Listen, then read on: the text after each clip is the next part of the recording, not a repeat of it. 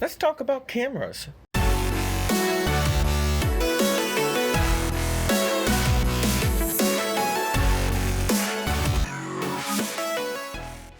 Hello, welcome back to Simple Silicon. For today in the video, we have the Rebel T7 to unbox for you and do a little demonstration.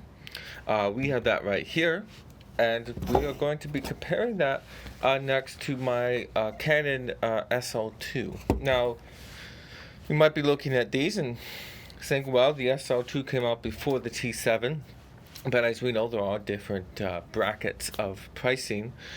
For a full kit of the Rebel T7 that comes with a bag, a carrying case, battery, an extra lens, you can get an SL2 or the SL3, but I prefer the SL2. Is the T7 worth it, or should you just straight up go a little bit higher? Well, let's find out. So before we get into the specs, I want to kind of go over the feel of the camera. And to do that, I moved my SL2 over here so that I can have better visuals for you. But let's take a look. The overall build quality feels all around less than the SL2. More plasticky and somehow more bulky. And I don't know if that's just because of the price difference. Right now, if you just do a Google search for T7, you'll see prices around $480, $490 or whatever, and it usually comes in some sort of kit like this. And if you Google search the price for an SL2, I know they have the SL3 out, but if you were to search the SL2, you know, anywhere from $580 to $640. Are from different sellers, so about $100 more for that camera, and it definitely feels like you shaved $100 off this camera somehow. Not to say that it doesn't take good pictures, but we'll get to that in a moment when we talk about specifications. One of the things that do seem cheaper is the kit lens, where my SL2, when it zooms, you don't even hear any zoom motor or anything like that. But when you if you were to, there we go, if I can get it to refocus, or if I were to throw it into video mode and have it autofocus, maybe, yeah, you can hear that.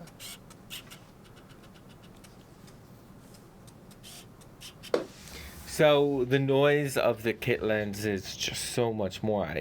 You don't hear that in the SL2's kit lens, if that's your thing. I mean, if you're going to replace the lenses anyway, that's fine. But if you're looking for something to take really basic pictures, do some basic video, then the T7 could do you just fine. You have a hi-hat with connectors, so you have a nice menu which has a bunch of stuff in it.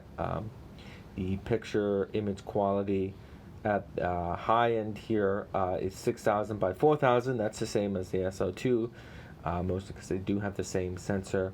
You can shoot RAW here, or RAW and JPEG, but just shoot RAW and then just get Adobe Lightroom or some other RAW editor, or even Earth View. The free program can open a RAW and then save as a JPEG. Yeah, so going through the menu, you can set your exposures and your movie record size. Here you have 30 to 24 frames a second for 1080. 720, it's at 60, and then 640 by 480 is at 30. Those are your options.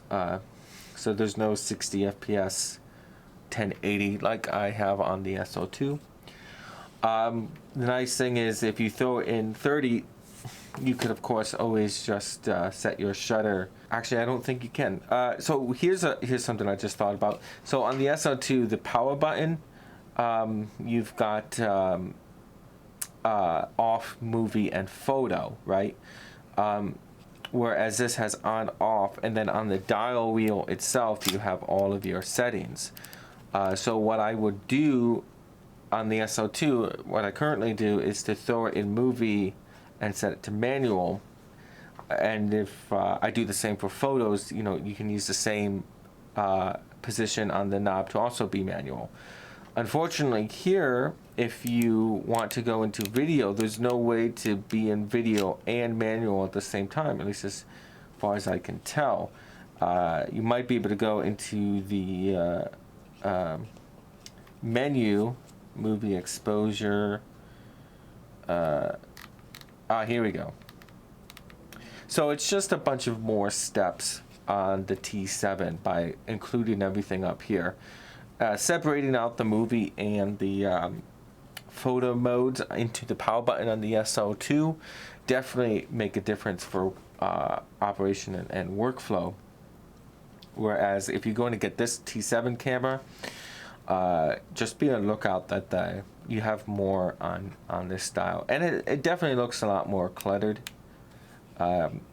Which, if you're just starting out, you know, fine, deal with it. It's a fine enough camera to learn on. Let's see what else we have. Different shutter and you know, priorities, so you can choose what the autofocus priority does. Sound recording, good display, video. Notice how they have the different modes up top. I don't know if that's touchscreen or not. Metering, video system, what's that? Oh, okay, NSD pound. Exposure, picture style, auto. I like neutral personally, because then it gives me a nice balance and more room to play with in the edit. But that's just my personality. You might be different. Image quality, raw. You can beep, release shutter without card. Peripheral. Protect images, so this is more like your review. Histograms showing brightness, that's always cool. Jump rating. Different power features, formatting the card, file numbering, continuous. Yeah, you can reset that. Okay. LCD brightness, date and time, GPS device settings. I believe you need a separate unit for that. Yep. And Wi-Fi, so you can connect it to Wi-Fi and use their app if you so desire. If we would flip this back to manual, it's very similar to the SO2. With this slide wheel at the top, you can change the exposure here. It goes up to 4,000, down all the way to bulb and 30 seconds. If you hold down the AF right here, which seems to double as a trash can for when you're doing video review mode, you hold it down, it flips over to f-stop, so you can change that. If you put it back, you can go down to 3.5 on the lowest. That's pretty cool. ISO, let's see, where's the ISO button? Right here. You can change the ISO. You're going to 100, 200, 400, 800, 1600, 3200, and 6400. That's very limiting. I mean, the SO2 is like 26,000, I think I want to say. I'll have to double check. I don't want to do that. I'm recording on it right now, but this is significantly less than what you get on the SO2. Although personally, I try not to go above 1600, just for the quality of the images. I try to do things like increased exposure time instead, or increase the f-stop if I can first, because you're kind of introducing a lot of grain in the image anyway. Going back to the menu. Oh, I see. Okay, so that'll get some used to. I'm used to being able to just move through these by hitting these buttons, but apparently that's another difference. On the SO2, you can just sort of navigate through the buttons. Let's see, one shot anyway. So one shot, you can set your timers for continuous, single shot, self timer of 2 and 10 seconds. You can set a continuous amount if you want to. Wall shooting, flash, if you want. Is there a button to release the flash? Maybe?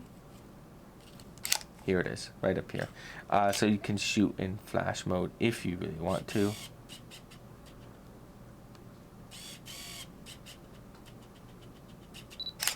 There we go. And there we go. Sometimes if it can't get focus, it won't let you take the shot. So if you just you adjust the focus in manual mode. Okay. That's another. The focus ring on the SO2 is a lot better. This is so that went out of focus. The SO2. Yeah. So this is plastic. Oh man, this is like not nice at all. So let's switch to unboxing this guy right here and seeing what that experience is kind of like. So in the outside of the box, it kind of gives you some of the specs. You'll need to cut the tape to open it.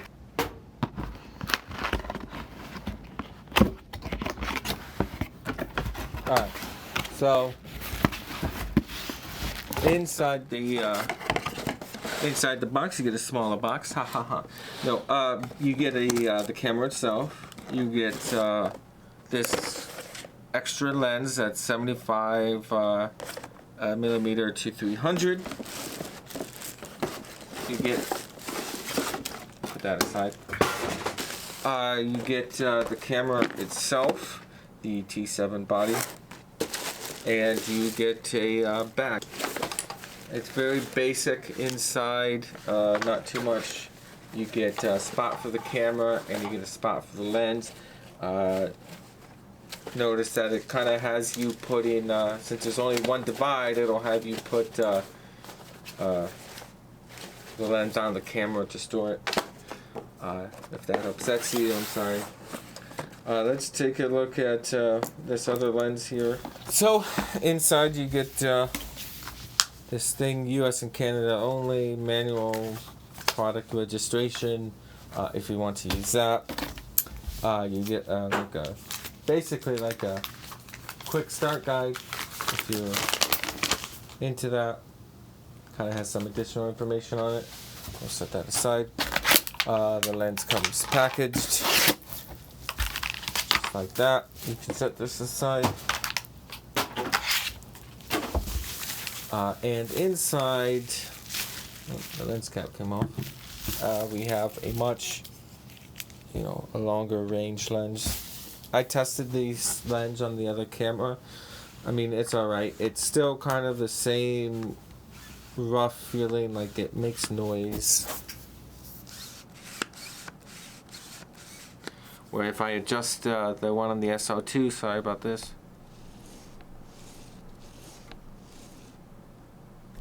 It's a lot quieter. You get a nice big flat front element there. Whereas if you pay a little bit more for a lens, this part might look a little bit nicer. I will say that this is nice and rubberized right here. Whereas, you see my complaint with the focus ring is that this focus ring is plastic. On the SO2, it's more like this. You got this nice little piece of rubber here. It makes it just a lot more easier. Opening the box for the camera itself, you get a product manual, very important to keep that. If you have any questions on how anything works, your registration card, some additional information. You get your camera strap, and then of course you get the camera itself, which comes with a battery.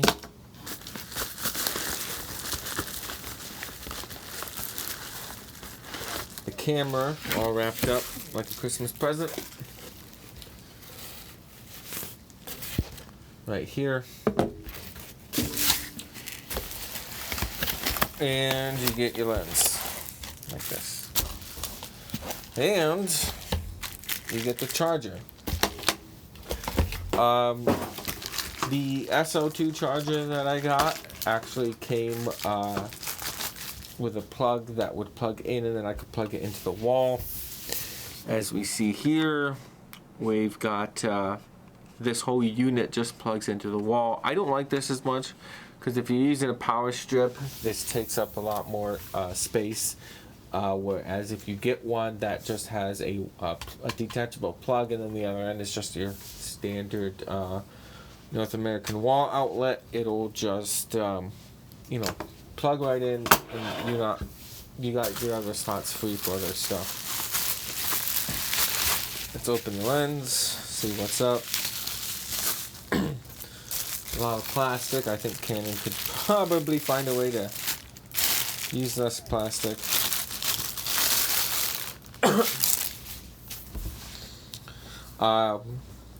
Very basic lens, same as it has been. It's got we've got image stabilization and manual focus. So basically, it's all the things that the camera can do. So that's pretty cool. If we open the front here,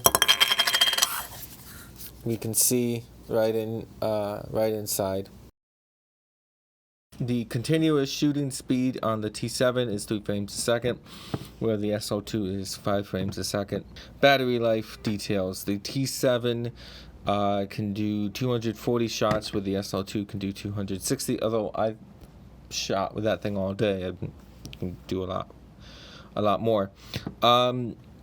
This is listed as being a Digic 4 processor. For some reason, the specs only list the SO2 is just Digic, so I'm not sure if they iterated or if that's just a mistype. The microphone mode on the T7 is mono. The microphone on the Canon SO2 has a stereo mic. The release date of the T7 is February 2018, whereas the SO2 was June 2017. The pixel resolution of the sensor here on the T7 is 24.1. They list the SO2 as 24.2. That extra point of a pixel, I barely even notice. I mean, it takes the same resolution picture, so I bet that's just a typo. Sensor type is CMOS, so it's a crop sensor 1.6. Wi-Fi capable with video for both. They're both DSLRs, they're both Canons, blah, blah, blah, blah. The built-in display, as I went over before, articulating on the SO2, fixed on the T7. I find that a disadvantage as I'm constantly trying to shoot down at an angle, and it's nice to flip the thing up so I can see what I'm doing. The SO2 has a touchscreen, the T7 does not. So I don't use the touchscreen as much anyway, so I don't think that's much of a big deal. But if you want to be able to just tap to focus on an area, kind of like how you do with a cell phone, that might be something you'll want to buy more for the on the SO2. The viewfinder on both of these is 95% of the scene, and they both come with a pretty similar feature set for their exposure and white balance, with their different profile modes: landscape, portrait, night, sports, etc., etc. Special effects, you can do your fisheye, your monochrome, natural, miniature, stuff like that. Exposure range for EV 1 through 20, pretty much the same. Auto exposure, back tracing, 3 stops. So as for if it has a clean HDMI output at the time of shooting, I don't know. So I'm just going to put some text right here on the screen that says yes if it has a clean output, and no if it does not. Because when searching on the internet, whether it does or does not, I got both answers. Overall, I would say pay a bit more to get the SO2. Seriously, like, I don't know what it is about this camera that just makes it so bad, other than it's a bunch of little things all put together. I did some test shooting, and it seemed fine, like in terms of picture and video, like it would do that just fine. I mean, it's pretty much the same sensor.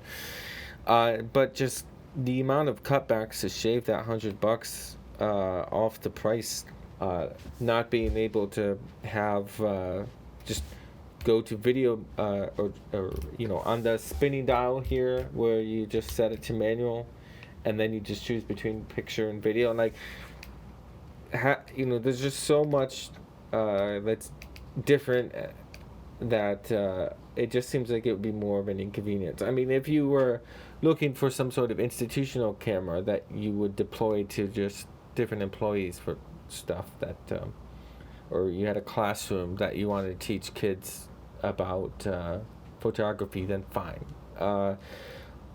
Or if you just need a really quick camera for YouTube stuff where you set the settings and then you leave it and then you're going to do that, then okay, fine. But if you're going to use your camera a bit more aggressively, get the SL2. It's overall, it feels nicer in the hand. I think it's just overall nicer feeling. So that's my thoughts on the T7. I feel like it's too cut down, and if you just spend an extra $100, the overall quality and feel of the SL2 is just so much better. And thank you very much for watching. I'm your host Dan for Simple Silicon, and I will see you in the next episode. Bye for now.